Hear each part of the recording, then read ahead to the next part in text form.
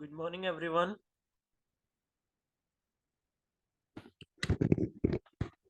Good morning, Shivani. Good morning, sir. Good morning.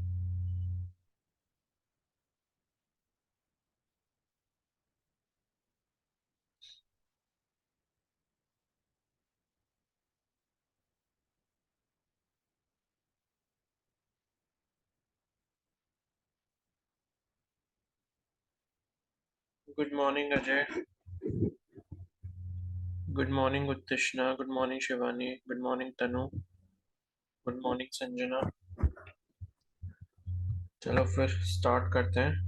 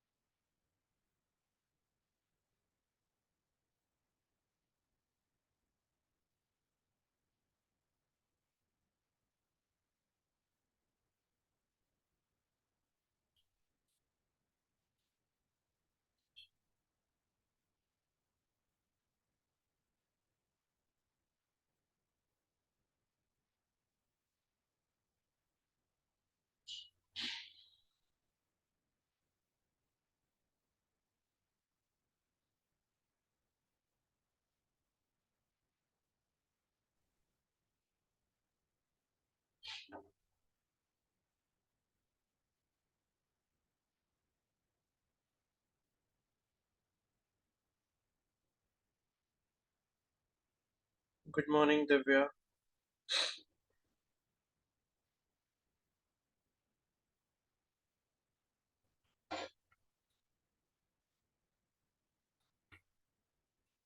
चलो फिर start करें.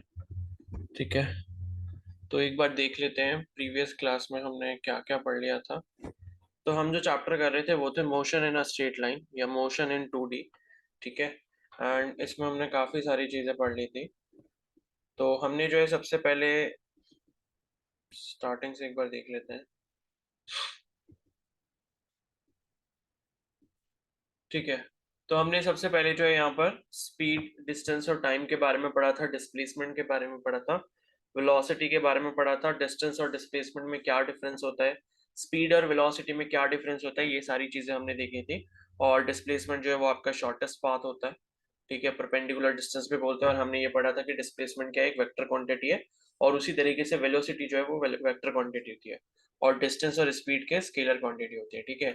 तो ये चीज़ें हमने देखी थी. और भी बाकी हमने स्केलर और वेक्टर क्वांटिटी के बारे में पढ़ा था.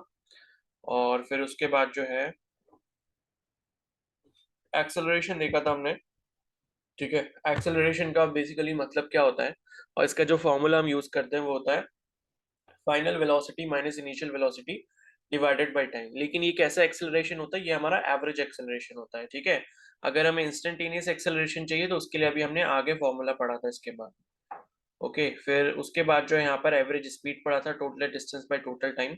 फिर एवरेज वेलोसिटी में टोटल डिस्टेंस की जगह क्या हो जाता है, टोटल डिस्प्लेसमेंट हो जाता है. फिर हमने इंस्टेंटेनियस वेलोसिटी के बारे में पढ़ा था, क्या होता है dx बाई dt. एक्स क्या है, आपका इक्वेशन होगा डिस्प्लेसमेंट का. ठीक है.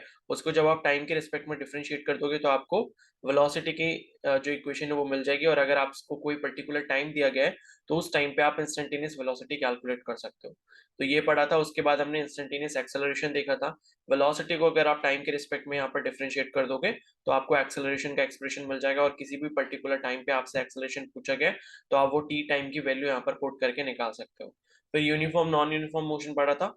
यूनिफॉर्म मतलब covering equal distances in equal time या डिस्प्लेसमेंट.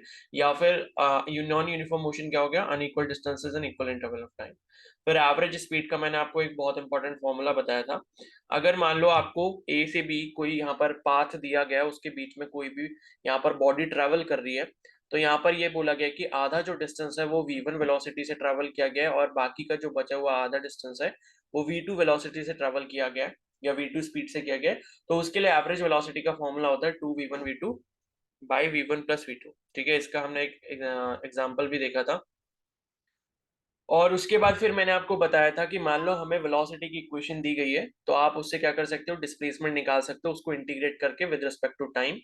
और उसी तरीके से अगर आपको एक्सेलरेशन का इक्वेशन दी गई है, एक्सप्रेशन दिया गया है, तो आप उसको टाइम के रिस्पेक्ट में इंटीग्रेट करके वेलोसिटी कैलकुलेट कर सकते हो, जस्ट रिवर्स जो हमने डिफरेंशिएट करके वेलोसिटी और आपका इंस्टेंटेनियस एक्सेलरेशन निकाला था। ठीक है, तो इसका भी मैंने आपको एग्जांपल बता दिया था। तो इतनी चीज जो है हमने यहाँ पर प्रीवियस क्लास में कर ली थी। ठीक है, तो अब इसके बाद जो है हम इक्वेशन ऑफ मोशन को पढ़ने वाले हैं। ठीक है, तो जिसके बारे में आई थिंक आपको पता भी होगा इक्वेशन ऑफ मोशन क्या होता है।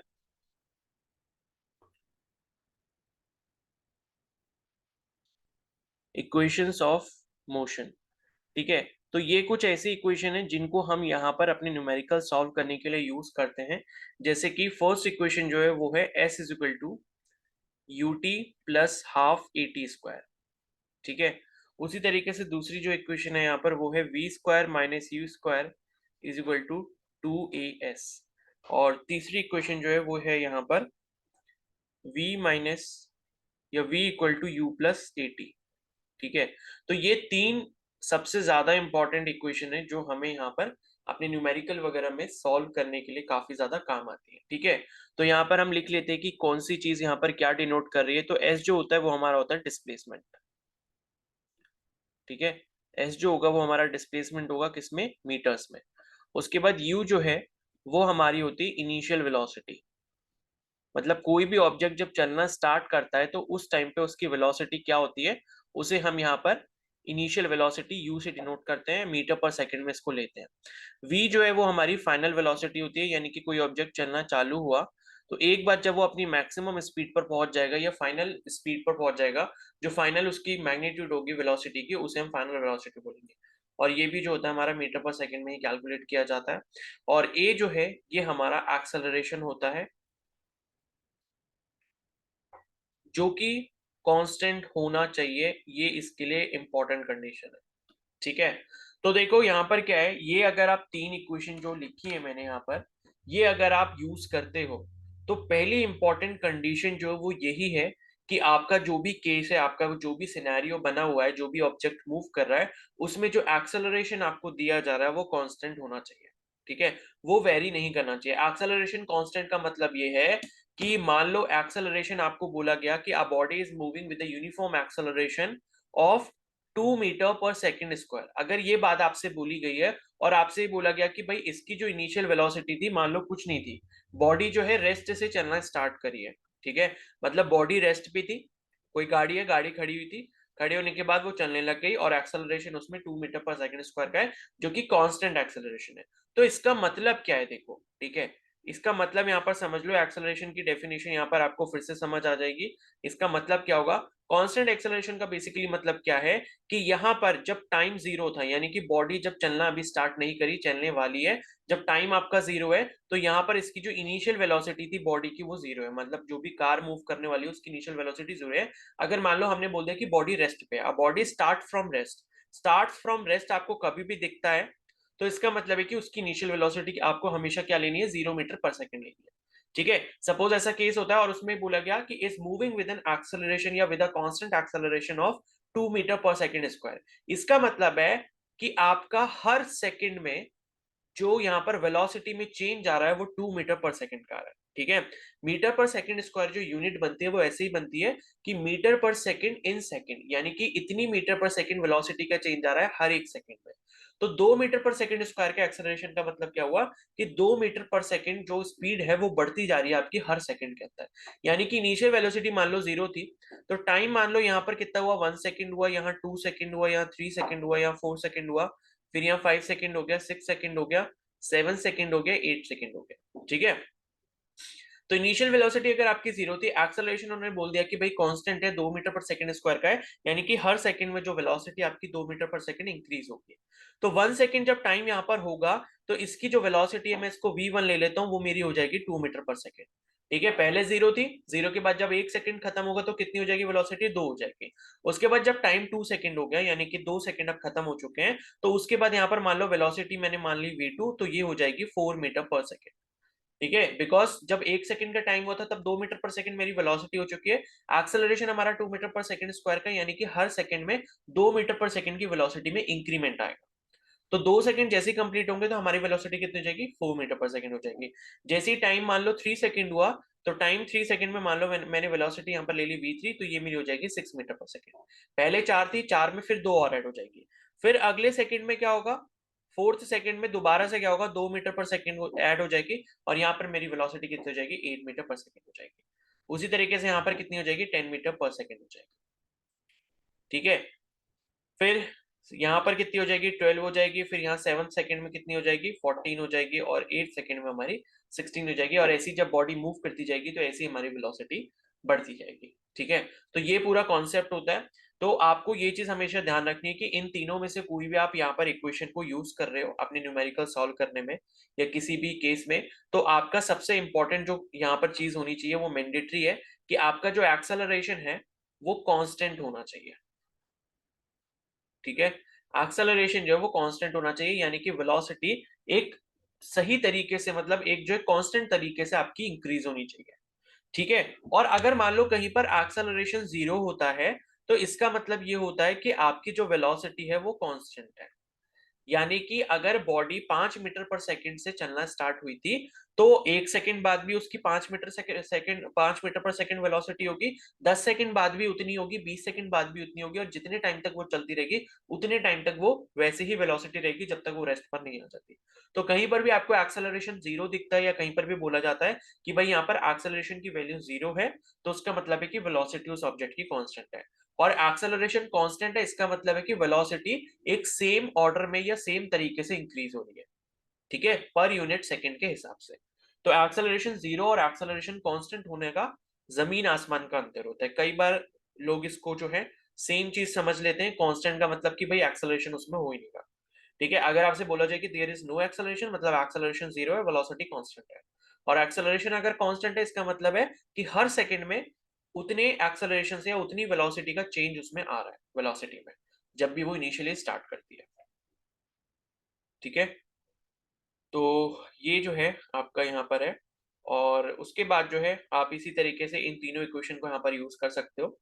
अब जैसे मैंने आपको यहाँ पर ये बताया कि जैसे हमारी 8th वाले सेकंड में जो है यहाँ पर हमारी जो वेलोसिटी है वो कितनी हो गई थी, 16 मीटर पर सेकंड हो गई थी। ठीक है, तो अब अगर मैं यहाँ पर ये इक्वेशन यूज करना चाहूँ v is equal to u plus a t, तो देख लेते हैं कि सेम आता है या नहीं आता है।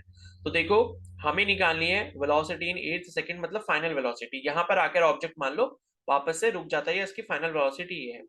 और u जो है हमारा इनिशियल वेलोसिटी, हमने इस वाले केस में कितनी ली थी, 0 ली थी, बिकॉज बॉडी जो रेस्ट से स्टार्ट हुई थी। और एक्सेलरेशन जो है वो हमारा 2 था। और यहाँ पर टाइम जो है वो कितना लिया हमने, 8 सेकंड। मान लो 8 सेकंड तक हमको यहाँ निकालना है कि 8 सेकंड कंप्लीट होने के बाद इस ऑब्जेक्ट की वेलोसिटी कितनी हो गई। तो वेलोसिटी आप देख सकते हो 8 टू 16 मीटर पर सेकंड यहाँ पर आ चुकी है। ठीक है, तो आपको मैंने समझाने के लिए इस तरीके से समझा दिया, बट आप इक्वेशन को यूज करोगे तो सेम रिजल्ट्स आपको यहाँ पर दिखने वाले हैं। ठीक है, तो ये था आपका इक्वेशन ऑफ मोशन के बारे में। आई होप ये चीज आपको क्लियर हो गई होगी। एंड ये आपके मतलब पूरे फिजिक्स में यूज होता ही रहता है कहीं ना कहीं। आप चाहे इलेक्ट्रिसिटी पढ़ो, आप चाहे मैग्नेटिज्म पढ़ो, ये जो इक्वेशंस हैं वो आपकी वहां पर भी यूज होती रहती है। बस कंडीशन ये होनी चाहिए कि उस केस में, जो भी आप केस में ये इक्वेशंस को यूज कर रहे हो, वहां पर आपका एक्सेलरेशन जो है वो कांस्टेंट यहाँ पर रहना चाहिए। ठीक है, क्या सभी को ये चीज क्लियर हो गई है, ये कॉन्सेप्ट?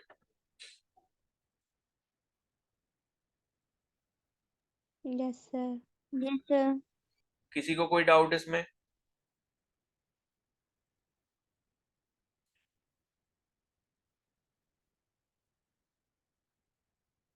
किसी को कोई डाउट है तो पूछ लो।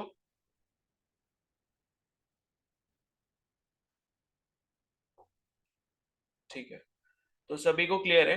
तो देखो यहाँ पर एक्सेलरेशन कांस्टेंट होता है, तो तीन इक्वेशन तो देखो ये जनरल होती हैं, जिन्हें हम मतलब न्यूटन्स लॉ से ही मतलब बनाते हैं कि न्यूटन्स लॉस के अकॉर्डिंग ये सारी इक्वेशन हम यूज कर सकते हैं।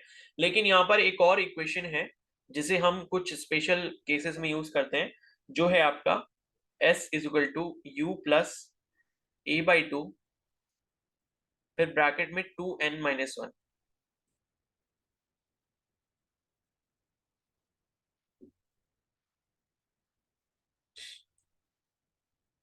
ठीक है, तो ये वाला जो फॉर्मूला है या ये वाली जो इक्वेशन है ये भी काफी ज्यादा इंपॉर्टेंट है। यहां पर भी आपको सेम कंडीशन चाहिए कि एक्सेलरेशन जो है वो आपका यहाँ पर कांस्टेंट होना चाहिए अगर आपको ये वाली इक्वेशन यूज करनी है। अब ये इक्वेशन का मतलब क्या है और ये हमें यूज कहाँ पर करनी होती है वो भी चीज समझ लेते हैं। तो ये आपकी यहाँ पर यूज होती है to calculate displacement in nth second. ठीक है, तो अगर आपसे बोला जाए कोई भी nth सेकंड है, मतलब कोई भी बॉडी मूव कर रही है और आपसे बोला जाए कि 6 सेकंड में इसकी डिस्प्लेसमेंट कितनी होगी, यानी कि बॉडी जो है ये आपकी 6 जो आपका सेकंड आएगा तब तक वो बॉडी कितना चल चुकी होगी। तो वो जो चीज कैलकुलेट करनी है वो आप इस फॉर्मूला से कैलकुलेट कर सकते हो। बेसिकली ये जो डेरिवेशन आता है, मतलब ये जो फॉर्मूला आता है, ये आपका डिराइव ऊपर वाली तीनों इक्वेशन से ही होता है। ठीक है, उनको यूज करके ये वाला जो फॉर्मूला है वो हम डिराइव करते हैं। तो ऐसे हमारा डिस्प्लेसमेंट हो गया, यू हमारा इनिशियल वेलोसिटी हो गया, ए हमारा कांस्टेंट एक्सेलरेशन हो गया, एन हो गया हमारा nth सेकंड। ठीक है, तो मान लो आपका कोई भी क्वेश्चन आता है कि भाई कोई बॉडी मूव कर रही है, उसकी इनिशियल वेलोसिटी इतनी थी, ठीक है, और उसका जो कांस्टेंट एक्सेलरेशन है उसकी वैल्यू इतनी है, तो आप ये बताओ वो बॉडी जो है वो 5th सेकंड में कितना डिस्टेंस या कितना डिस्प्लेसमेंट जो है वो ट्रैवल करेगी, या nth सेकंड में कितना जो डिस्प्लेसमेंट है वो यहाँ पर ट्रैवल करेगी। तो कई बार क्या होता है, ये फॉर्मूला आपसे सीधे सीधे एग्जाम में पूछ लिया जाता है। ठीक है, कि कोई भी बॉडी है वो इनिशियल वेलोसिटी यू से मूव कर रही है, उसका एक्सेलरेशन जो है जिसकी कांस्टेंट वैल्यू ए है, तो nth सेकंड में वो जो डिस्प्लेसमेंट है वो कितना ट्रैवल करेगी, और उसमें जो करेक्ट आंसर होता है वो आपका ये वाला फॉर्मूला होता है। ठीक है, तो ये आपका जो है काफी ज्यादा इंपॉर्टेंट है, इसके मैं आपको क्वेश्चन प्रैक्टिस करवा दूंगा। ठीक है, तो उसकी टेंशन मत लो आप। तो ये जो है आपके इक्वेशन ऑफ मोशन के बारे में यहाँ पर हो गया, और उसके बाद जो है अब हम कुछ ग्राफ के बारे में पढ़ लेते हैं। ठीक है, बिकॉज ग्राफ भी जो है वो आपसे क्वेश्चंस में पूछे जाते हैं।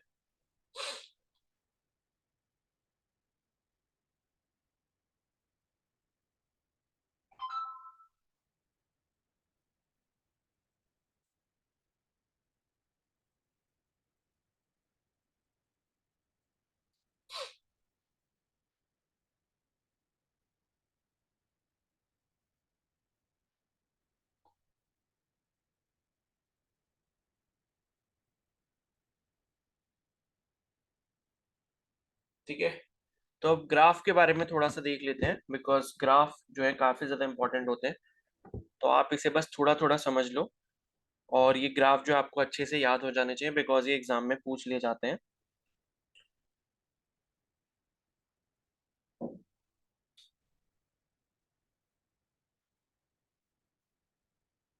ठीक है, तो पहले हम देखेंगे ग्राफ और यूनिफॉर्म मोशन।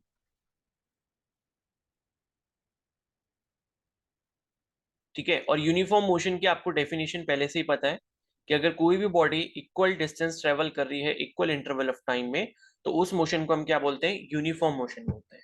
यानी कि मान लो 5 मिनट का इंटरवल है, तो पहले 5 मिनट में मान लो किसी बॉडी ने 10 किलोमीटर का डिस्टेंस ट्रेवल किया, अगले नेक्स्ट 5 मिनट में फिर से 10 किलोमीटर के किया, अगले नेक्स्ट 5 मिनट में वापस से 10 किलोमीटर का डिस्टेंस वो ट्रेवल करेगी। ठीक है, तो इक्वल डिस्टेंस अगर इक्वल इंटरवल ऑफ टाइम में यहाँ पर कंप्लीट हो रहा है किसी भी बॉडी के थ्रू, तो वो उस मोशन को हम क्या बोलेंगे, यूनिफॉर्म मोशन बोलेंगे।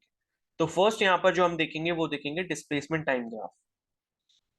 ठीक है, और पहले मैं आपको एक और चीज यहाँ पर पढ़ा देता हूँ जो कि है स्लोप। ठीक है, स्लोप के बारे में भी थोड़ा सा आप समझ लो कि स्लोप जो है, ये कई बार आपने हो सकता है ये टर्म सुना होगा, ये स्लोप का मतलब क्या होता है। तो किसी भी ग्राफ में जो है ना, स्लोप क्या चीज होती है वो पहले एक बार समझ लेते हैं। तो जैसे मान लो मैंने कोई भी यहाँ पर ये ग्राफ बनाया, एंड ग्राफ मान लो मेरा इस तरीके का कोई स्ट्रेट लाइन है। ठीक है, और यहाँ पर मान लो कुछ भी वैल्यू है, जैसे मान लो मैं ये बोल देता हूँ कि मान लो ये क्या है, हमारा डिस्प्लेसमेंट है, या एस है या एक्स है, कुछ भी बोल लो, एस बोल लेते हैं डिस्प्लेसमेंट, और ये मान लो मेरा टाइम का एक्सिस है। ठीक है, तो यहाँ पर ये वाला जो वाई एक्सिस है, वाई एक्सिस पर मैं डिस्प्लेसमेंट ले रहा हूँ और एक्स एक्सिस पर मैं टाइम ले रहा हूँ। तो यहाँ पर इसका मतलब क्या है, ये यूनिफॉर्म मोशन का एक ग्राफ है बेसिकली। ठीक है, और जो कि हमारा डिस्प्लेसमेंट टाइम ग्राफ होता है। तो ये क्या है हमारा डिस्प्लेसमेंट टाइम ग्राफ। ठीक है, तो डिस्प्लेसमेंट और टाइम दोनों एक्सेस के बीच में टाइम ग्राफ बना है, तो इसलिए हम इसको क्या बोलते हैं, डिस्प्लेसमेंट टाइम ग्राफ बोलते हैं। तो यहाँ पर अगर आप इस ग्राफ से समझोगे तो इससे क्या समझ पा रहे हो आप, मान लो मैं इसको यहाँ पर 0 ले लेता हूँ, इसको मैंने 1 ले लिया, इसको मैंने 2 ले लिया, यहाँ पर मैंने इसको 3 वैल्यू ले ली। इसी तरीके से यहाँ पर मान लो मैंने 1 वैल्यू ले ली, यहाँ पर 2 वैल्यू ले ली, और यहाँ पर 3 ले ली। ठीक है, यूनिट आपको पता ही है डिस्प्लेसमेंट मीटर में होगा, और जो यहाँ पर आपका टाइम है वो सेकंड में होगा। ठीक है, तो ये टाइम हमारा सेकंड में होगा और ये जो डिस्प्लेसमेंट है वो मान लो हमारा मीटर में होगा। तो कहने का मतलब क्या है कि अगर मान लो आप यहाँ पर एक पॉइंट लेते हो तो यहाँ पर क्या आपको देखने को मिल रहा है कि 1 मीटर का जो डिस्टेंस है वो 1 सेकंड में कंप्लीट हुआ है।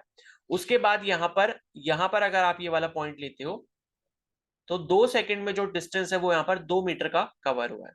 उसी तरीके से 3 सेकंड का जो डिस्टेंस है वो यहाँ पर 3 सेकंड में जो है कवर हुआ है। ठीक है, तो आपको ये पता चल रहा है कि हर 1 सेकंड में 1 1 मीटर का डिस्टेंस जो है वो यहाँ पर इंक्रीज होता जा रहा है, या 1 1 मीटर का जो डिस्प्लेसमेंट है वो यहाँ पर इंक्रीज होता जा रहा है। तो ये क्या एक तरीके का यूनिफॉर्म मोशन हो गया, बिकॉज यहाँ पर क्या है, इक्वल इंटरवल ऑफ टाइम में इक्वल डिस्टेंसेज या इक्वल डिस्प्लेसमेंट जो है ट्रैवल कर रहा है कोई भी ऑब्जेक्ट। यहाँ पर 0 से 1 में फर्स्ट सेकंड हुआ, 1 सेकंड हुआ, तो 1 सेकंड में 1 मीटर किया। उसके बाद 1 से लेके 2 सेकंड जब आप टाइम देखोगे तो वहां पर 1 से लेके 2 मीटर तक हो गया, यानी कि टोटल जो डिस्टेंस उसने ट्रैवल किया वो 1 मीटर किया।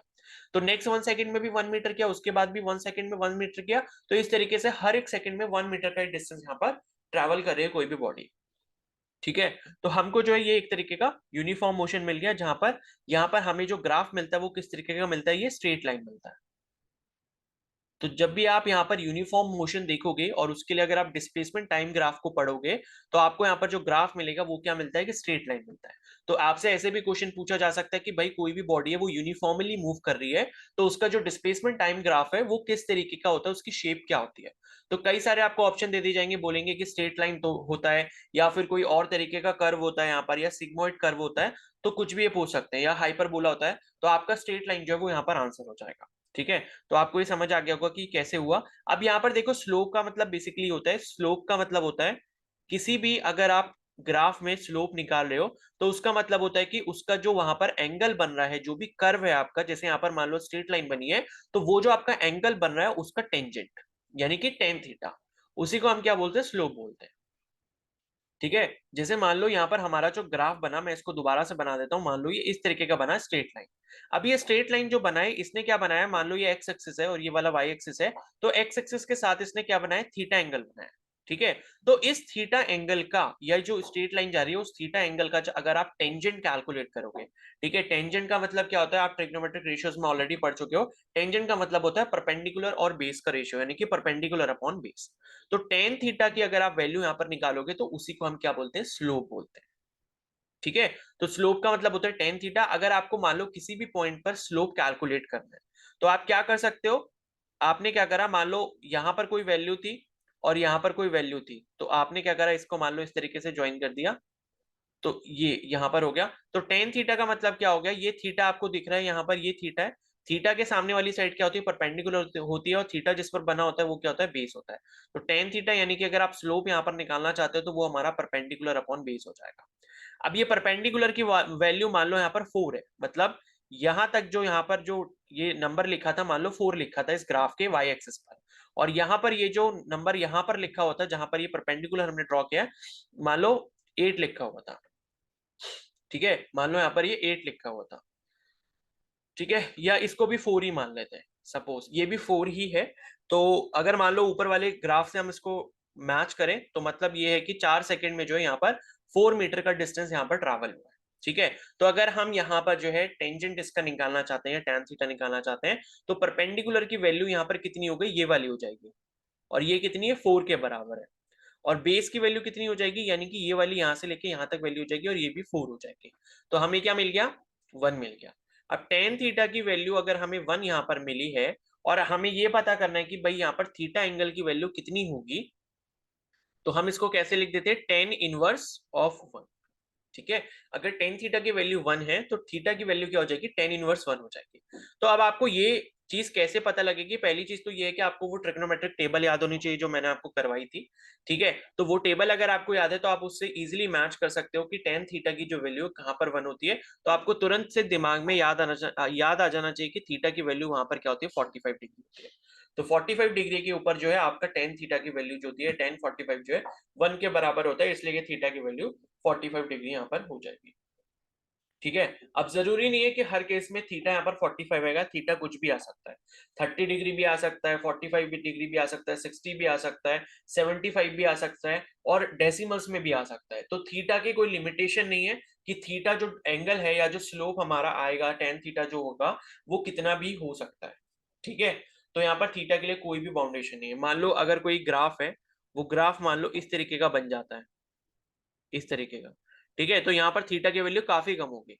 थीटा मान लो इस तरीके से बन जाता है तो थीटा की वैल्यू यहाँ पर थोड़ी बड़ी हो गई।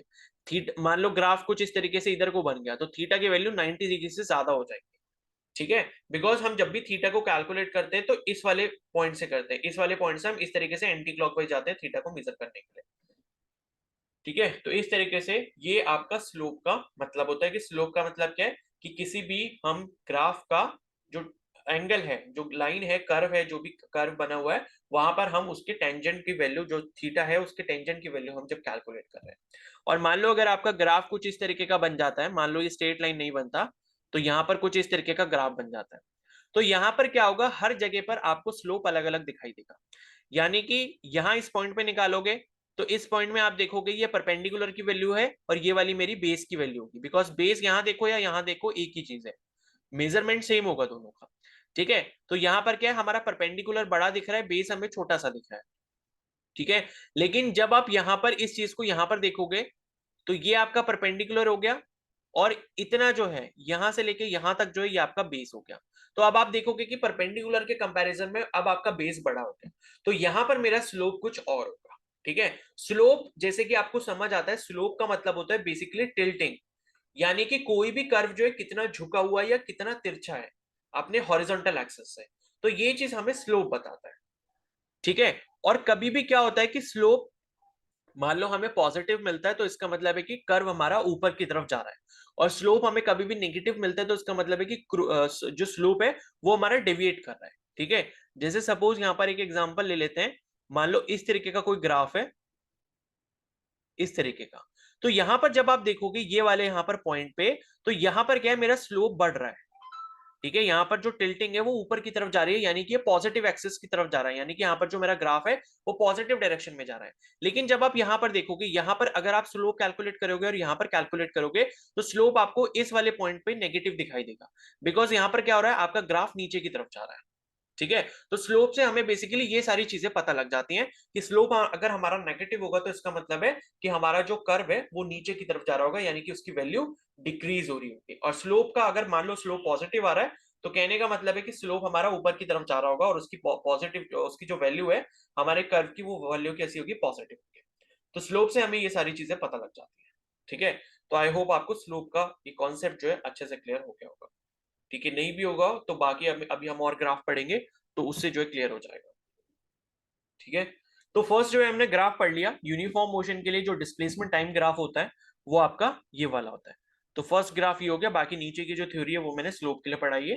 तो फर्स्ट वाला ये हो गया। उसके बाद जो है यहाँ पर दूसरा जो यहाँ पर हम ग्राफ देखेंगे वो है हमारा वेलोसिटी टाइम ग्राफ।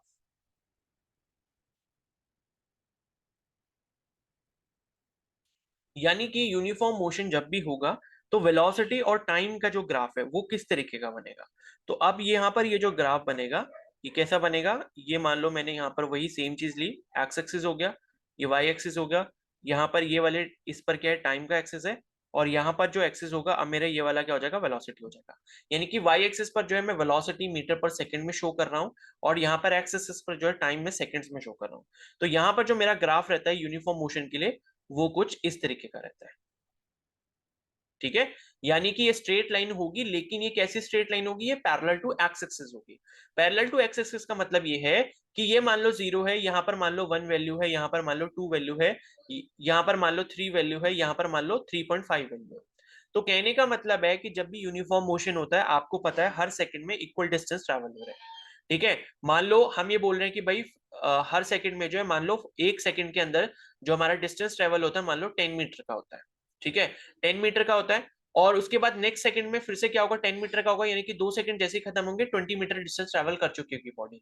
3 सेकंड जैसे ही कंप्लीट होंगे 30 मीटर यहाँ पर ट्रैवल कर चुकी होगी बॉडी। 4 सेकंड जैसे कंप्लीट होंगे 40 मीटर यहाँ पर ट्रैवल कर चुकी होगी बॉडी। अब यहाँ पर आप हर केस में जब आप स्पीड निकालोगे तो स्पीड का फॉर्मूला क्या होता है, डिस्टेंस बाय टाइम। डिस्टेंस यहाँ पर हमारा फर्स्ट केस में 10 है, टाइम हमारा 1 सेकंड है, यहाँ पर स्पीड कितनी होगी, 10 मीटर पर सेकंड होगी। दूसरे केस में निकालोगे तो कितनी हो जाएगी स्पीड, 20/2 हो जाएगी, यानी कि ये भी 10 आएगा। तीसरे केस में निकालोगे तो कितना हो जाएगा, s इज इक्वल टू 30/3, यानी कि ये भी क्या आएगा, 10 मीटर पर सेकेंड आएगा। तो आप ये चीज देख रहे हो, जब भी आपको यूनिफॉर्म मोशन यहाँ पर देखने को मिलेगा, यानी कि इक्वल इंटरवल ऑफ टाइम में इक्वल डिस्टेंस जब भी यहाँ पर ट्रैवल हो रहा होगा किसी भी बॉडी के थ्रू, तो आपकी जो वेलोसिटी है वो यहाँ पर क्या हो जाती है, कांस्टेंट हो जाती है।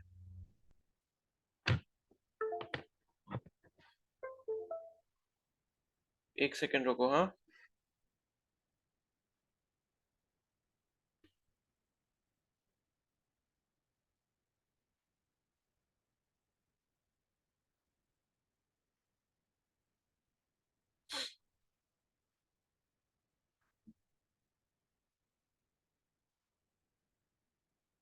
स्क्रीन विजिबल है ना सभी को? Yes sir. ठीक है, ठीक है। तो यहां से आपको ये चीज समझ आ रही होगी, जब भी भाई इक्वल डिस्टेंस हमारा इक्वल इंटरवल ऑफ टाइम में कंप्लीट हो रहा होगा, यानी कि हम यूनिफॉर्म केस की बात कर रहे हैं, यूनिफॉर्म मोशन जो हो रहा होगा, तो यहाँ पर हमें वेलोसिटी हमेशा क्या मिलेगी, हर सेकंड में कांस्टेंट मिलेगी। तो यही चीज हमको इस ग्राफ से पता लग रही है कि टाइम आगे कितना भी बढ़ता रहे, यहाँ पर चाहे आपका 1 सेकेंड हो, 2 सेकेंड हो, 3 सेकेंड हो, 4 सेकेंड हो, या 100 सेकेंड हो, या 1000 सेकेंड हो, कितना भी आपका टाइम रहेगा, अगर कोई भी बॉडी यहाँ पर यूनिफॉर्मली ट्रैवल कर रही है, तो वहां पर वेलोसिटी हमारी कैसी होती है, कांस्टेंट होती है। ठीक है, तो ये हमारा वेलोसिटी टाइम ग्राफ होता है। तो आपको ये चीजें बेसिकली पता होनी चाहिए कि यूनिफॉर्म मोशन के केस में अगर हम डिस्प्लेसमेंट टाइम ग्राफ लेंगे, तो हमारा कर्व जो जो हमारा ग्राफ बनेगा वो स्ट्रेट लाइन बनेगा, लेकिन वो स्ट्रेट लाइन कैसी होगी, वो दोनों ही एक्स और वाई एक्सिस के बीच में से जा रही होगी, यानी कि कैसी होगी, यहाँ पर किसी एंगल पर होगी। और यहाँ पर वेलोसिटी टाइम ग्राफ जब हम स्टडी करेंगे, तो वेलोसिटी टाइम ग्राफ हमें क्या मिलेगा, एक्स एक्सिस के जस्ट पैरेलल एक स्ट्रेट लाइन। ठीक है, तो ये हो गया हमारा वेलोसिटी टाइम ग्राफ। और एक चीज आपको यहां पर और समझनी है कि ठीक है, हाँ, तो ऊपर मैं एक चीज और बताने वाला था आपको। तो यहाँ पर जब आप देखोगे, ये जो आपको कर्व दिख रहा है ना, ये आपका कर्व कैसे जा रहा है, ऊपर की तरफ जा रहा है, बिल्कुल स्ट्रेट लाइन ऊपर की तरफ जा रही है। तो यहाँ पर हमारा स्लोप कैसा हो जाता है, स्लोप हमारा कैसा हो जाता है, पॉजिटिव हो जाता है। तो यहाँ पर जब भी आप टेन थीटा की वैल्यू यहाँ पर कैलकुलेट करोगे किसी भी पॉइंट के ऊपर, कर्व के ऊपर, तो हमें स्लोप हमेशा क्या मिलेगा, पॉजिटिव मिलेगा। ठीक है, और मैग्नीट्यूड जो है स्लोप का वो क्या रहता है, कांस्टेंट रहता है। यानी कि किसी भी पॉइंट पे देखोगे तो आपको स्लोप जो है बिल्कुल सेम मिलेगा, बिकॉज यहाँ पर कर्व में कोई भी चेंजेस आपको देखने को नहीं मिल रहे। कर्व कभी भी यहाँ पर ना तो नीचे की तरफ जा रहा है, ना कहीं कहीं पर ऊपर की तरफ जा रहा है, बस एक ही पाथ को फॉलो कर रहा है। यानी कि थीटा की वैल्यू अगर कांस्टेंट है, तो टेन थीटा यानी कि स्लोप भी यहाँ पर हमारा कांस्टेंट रहेगा। ठीक है, तो पहली चीज तो पॉजिटिव होगा, और दूसरी चीज यहाँ पर यह है कि स्लोप हमारा कांस्टेंट रहता है डिस्प्लेसमेंट टाइम ग्राफ के केस में। ठीक है, उसके बाद यहाँ पर दूसरी चीज ये है कि जब हम वेलोसिटी टाइम ग्राफ देख रहे थे, तो यहाँ पर जो स्लोप है, स्लोप हमारा नेचर जो है, स्लोप यहाँ पर कितना हो जाएगा। अच्छा चलो ठीक है, आप ही बताओ मेरे को यहाँ पर स्लोप कितना होगा कैलकुलेट करके, बताओ भाई।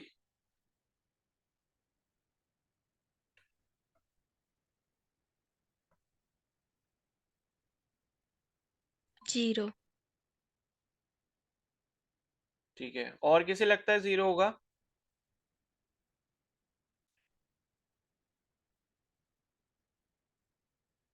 अरे किसी को नहीं समझ आया क्या ये? भाई इस कर्व का ये जो आप लाइन देख रहे हो, इसका एंगल क्या है भाई, हॉरिजॉन्टल के साथ ये पैरेलल है, तो जीरो एंगल ही तो बना रहा है। तो टेन जीरो की वैल्यू क्या होती है? ठीक है, तो टेन जीरो क्या होता है, यहाँ पर जीरो होता है, इसलिए इसकी जो वैल्यू कितनी हो जाएगी, स्लोप की जीरो हो जाएगी।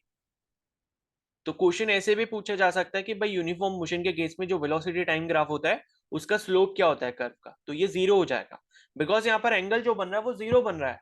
एक्स एक्सिस के साथ देखोगे, तो मैंने आपको बोला एक्सिस के साथ क्या है, ये लाइन कैसी पैरेलल है, ग्राफ की जो कर्व की जो लाइन बन रही है वो यहाँ पर पैरेलल है। पैरेलल का मतलब क्या होता है, जो भी कोई दो क्वांटिटीज आपस में पैरेलल होती हैं, दो लाइंस हमेशा पैरेलल होती हैं, तो मतलब ये होता है कि उनके बीच का जो एंगल है वो यहाँ पर क्या हो रहा है, जीरो है। ठीक है, यहाँ पर जो एंगल बन रहा है वो क्या बन रहा है, हमारा जीरो बन रहा है। तो टेन जीरो की जब आप वैल्यू कैलकुलेट करोगे, यानी कि स्लोप आप निकालना चाहते हो, तो यहाँ पर स्लोप हमारा कितना हो जाएगा, जीरो के बराबर हो जाएगा। ठीक है, तो आई होप आपको ये चीज यहाँ पर क्लियर हो गई होगी। बताओ भाई, समझ आ गई कि नहीं आई? Yes sir.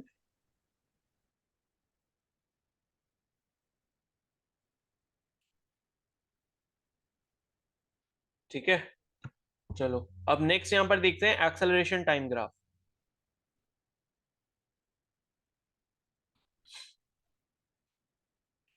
मतलब अब एक्सेलरेशन और टाइम के बीच में जो ग्राफ बनेगा वो किस तरीके का बनेगा, यूनिफॉर्म मोशन में। तो यहाँ पर जो एक्सेलरेशन और टाइम का जो ग्राफ बनता है वो हमारा कैसे बनेगा, मान लो मैंने ये टाइम एक्सेस दिखा दिया, ये वाला एक्सेलरेशन वाला एक्सेस हो गया।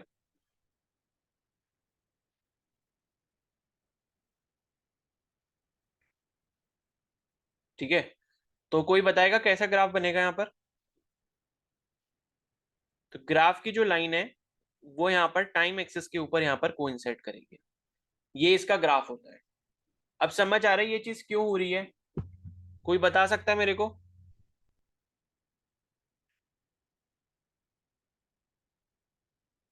यहां से क्या पता चल रहा है कि एक्सेलरेशन यहाँ पर कितना है।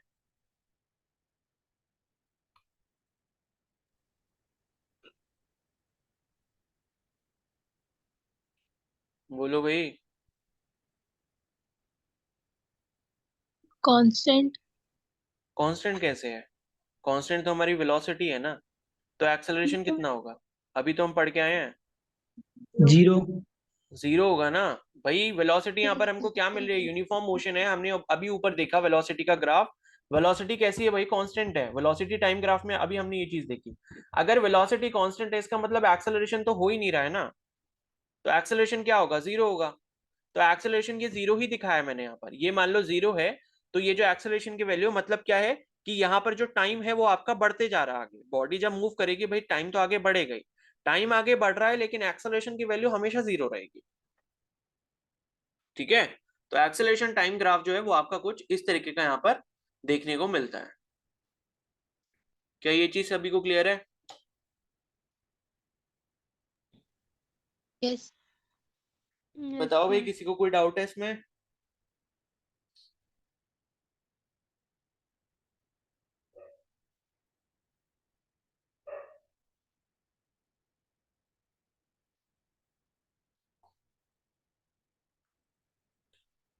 ठीक है, चलो फिर अभी ब्रेक ले लेते हैं 10 मिनट का, उसके बाद आगे फिर बाकी के ग्राफ पढ़ते हैं। कुछ यूनिफॉर्म के रह गए हैं और फिर कुछ नॉन यूनिफॉर्म के हैं। ठीक है, तब तक इसको एक बार देख लो, बाकी कुछ डाउट होगा तो फिर ब्रेक के बाद पूछ लेना। 8:20 पे मिलते हैं वापस से।